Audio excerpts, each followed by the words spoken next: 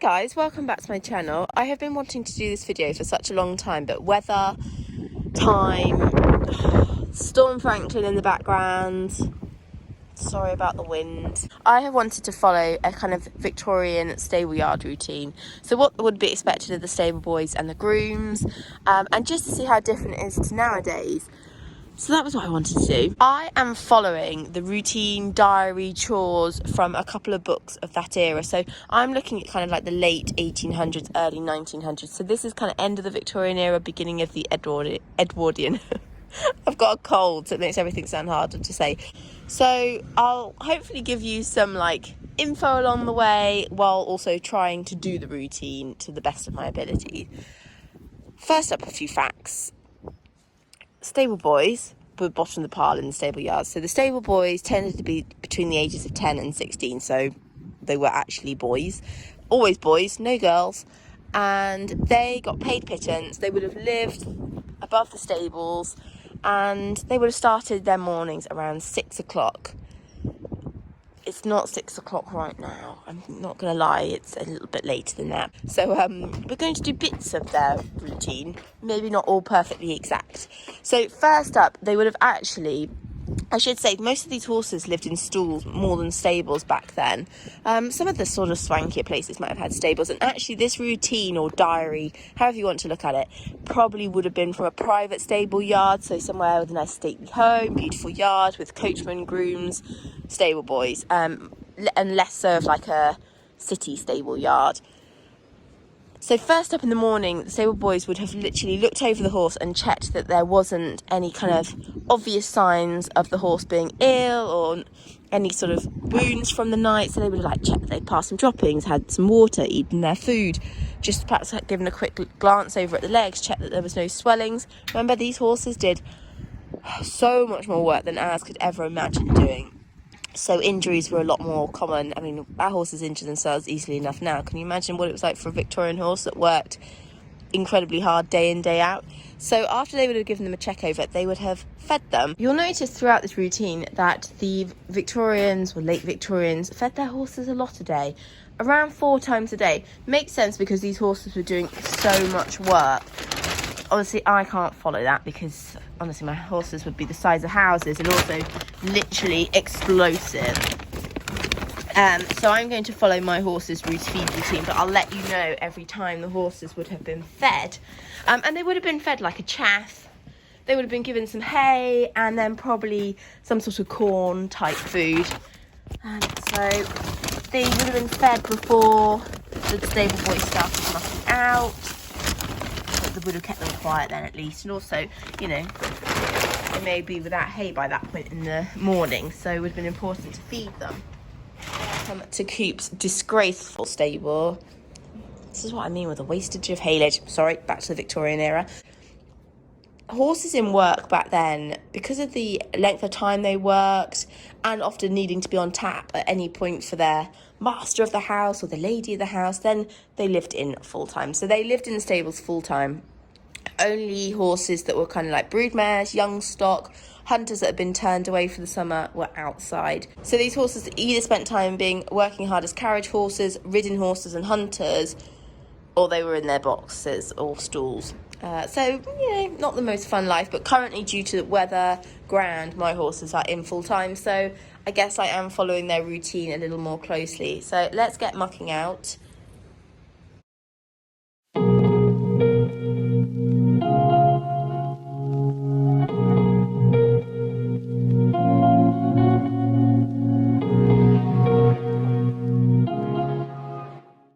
Cleanliness was a really big thing to Victorians, and the stable boys would have been expected to have made sure that the water buckets, the feed mangers, feed bowls, anything that the horses ate or drunk from was absolutely spotless every day. They really didn't want the horses catching any infections or becoming ill due to, you know, just dirty conditions. Now, not to say that happened in every establishment, but certainly the more sort of posher end of stable yards, it definitely would have happened. Because at the end of the day, these horses were how the Victorians got around. So if you didn't look after your horse, then you weren't going to get to and from places. So everything had to be spotless. So we're heading towards 7 a.m. now. The stable boys would have finished mucking out. Horses would have eaten their feed. The next step was to undress the horses, take off their night clothes, and there was kind of 3 options for the horses. For the carriage horses, it would have been time to go for a hand walk. So human horse walkers were the grooms and stable boys. The ridden horses, so any hunters or pleasure horses like Corporal, they would have been ridden. And then if a horse was just on rest for whatever reason, it would have been undressed. The stable boys would again checked over the body for any signs of any sores, swellings, wounds. And also, the grooms had incredible knowledge of different lotions and potions to sort out any ailments these horses had. They really only got the vet out if it was like the last resort. I'm not going to show you the grooming routine because I've already got a vlog on it, and it takes forever.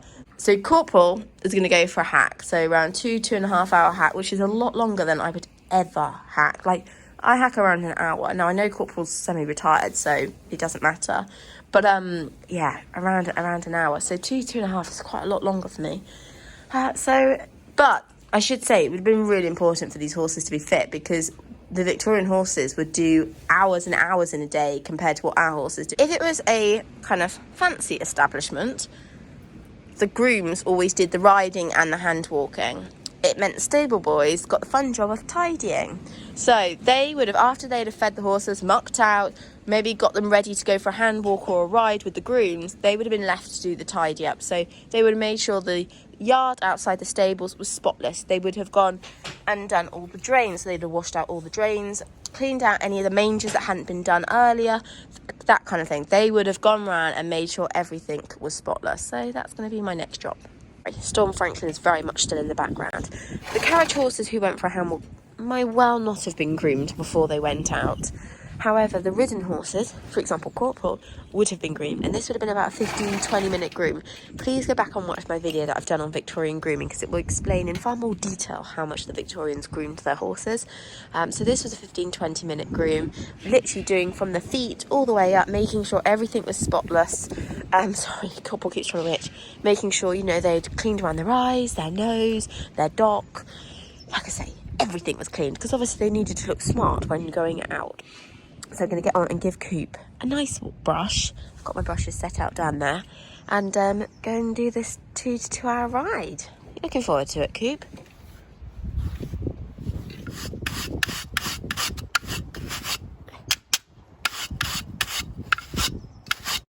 Oh, what I'd do to hack in the Victorian era. Back at the end of 1904, there was actually just 23,000 cars registered in the UK, compared to now, 39 million cars registered. It would have been so quiet. You would have mainly seen just other horses and carriages going past. If you lived on a really nice stately home, then you would have had the acres to ride around and go through the woods and all that kind of thing. I don't really know about bridle paths and stuff back then. I'll have to do a bit of research on it, but I would dream for it to be peaceful when you go hacking. I'm forever seeing HGVs and all sorts going along our roads. Excuse arties, windswept, sweetish me. Not very stylish. When the ridden horses came back from their 2 hour hack, they had their intense groom, and that was to try and help the horses slow down their cooling process. So obviously it was quite possible that the master would have ridden the horses at quite a great pace, turned back up at his stable yard, handed the reins over to the stable boy, and would have been gone. And so it was the stable boy's job to cool the horse down slowly so that it didn't get a chill. Also to really work the muscles and circulation. What they didn't want is the horse suddenly stopping and the whole body going cold really quickly. The horse may well be ridden again later in the day if the master suddenly had to come out. It would depend how many horses were at that yard, or he might go on a big ride the next day again. So their welfare, their care, the importance of how quickly they cooled was really important to the Victorians. So the grooming session was all part of that. They wanted to try and slow the process down by giving them this really good groom, and also to help keep the horses sound. So it would have started from the feet, making sure the feet had been cleaned out properly and washing the nose, around the eyes, the dock area, then grooming and getting all the scurf up before the body brush, using the massage pad, and then the stable rubber. It was such a long process, but there was some great importance. Also, interestingly, they also did a lot of hand rubbing back then, again to try and help with the muscle, help with the circulation, help slow down that kind of process of the muscles cooling. So 2 men would often groom at the same time to try and reduce the time it would take. Really interestingly, one of the ways to check if a stable boy had cleaned the horse properly was that if you ran, the kind of groom or the coachman would run their hand through the coat several times like this, and then they'd turn their hand over, and if it had grease on it, I mean, I'm a bit unlucky with Coop because he's the scurfiest horse around, then that wasn't a good enough job. Also, they would look in between the mane, and you know how you get the greasy bits in between the mane? Well, the stable boys were expected to pick that out. I mean, God, it would take them an ages. So, oh look, I mean, like I say, Corporal is like Mr. Scurf, so, and I can't shampoo him because he's allergic to it, so they would have to pick all that grease out by hand. And again, the groom or the coachman would check the horse to see if it had been groomed correctly and properly, and if not, well, the stable boy was going to be in trouble and sent back to go and do the job again. Fun. So I'm going to get on and give Coop a groom. As I said, I'm not going to video it because I've already done this process before. I will put a link in the description below to that other video. Let's get started. Feed number 2. So thanks Eve, around 9 o'clock in the morning, this would have been the second feed of the day for the horses. So again, they would have got some more hay. And this probably would have been around when the carriage horses got back from their hand walk. And then for the ridden horses, either before they went out for their ride. But obviously it was important to feed them a lot because they were doing so much. So, you know, the fact that these horses were covering such mileage at a time and at quite a pace, excuse my dog, they needed a lot of feed. They weren't going out in the field, so they weren't getting any nutrients or goodness off of the grass, so it had to come in the form of hard feed and hay. Obviously, the stable boys and grooms had a lot to do, but if they did have any spare time, I say spare time, they had to do this, whatever, but in between, you know, the grooming, the mucking out, the hand walking, the riding, they had to clean the tack and the harnesses and the carriage and make sure it was spotless. And I don't mean like probably my style of tack clean, which is a quick wipe over and then an oil or a soap. They would have had to have unbuckled everything and made sure it was cleaned really properly and oiled well so that it lasted. And if you imagine how many horses some of these big yards could have had, and also, you know, how big the harnesses were, this would have taken some serious time. Didn't think they would have had any bling back then. So that was what they would have done in between their times. Obviously, they were always on call because at any point, the master or the lady of the house may say, right, I need the carriage, and they'd have to get the horses tacked up and ready. So, you know, they were always on call. And midday, you've guessed it, third feed of the day. So the horses would have been fed again at around 12 o'clock. One more feed to go. In the afternoon, probably around 3-4 p.m, the horses got hand walked again. So if it was the ridden horses, they would go out for an hour's leg stretch, which I can understand why. If they'd done a 2.5 hour hack in the morning and probably done some fast work, it would have been important to let them have a leg stretch in the afternoon just so they don't seize up. If there were carriage horses that happened not to have been used in the daytime, they would have actually gone out for a 2-hour hand walk, which that's ludicrous. 2 hours. I mean, I think if you've got a horse that's off work and you have to hand walk them for 20 minutes, that feels like a long time. So I can't even imagine 2 hours. So I do wonder if they might have been led off of the ridden horses. Doesn't say in the books, but I do wonder that. So yeah, Artie was thoroughly enjoying his hand walk, and it does make sense to give these horses this leg stretch.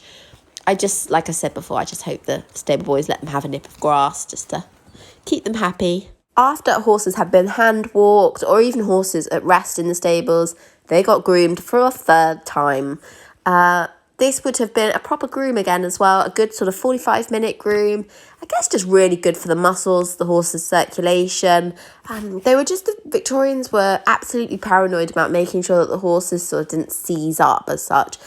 But, I mean, it's a lot of grooming. Again, go and watch my other video on it. It's really interesting. But, so all the horses would have been groomed. It's around 3 times a day they'd have been groomed. Once in the morning, once when they got back from their work, and once in the afternoon.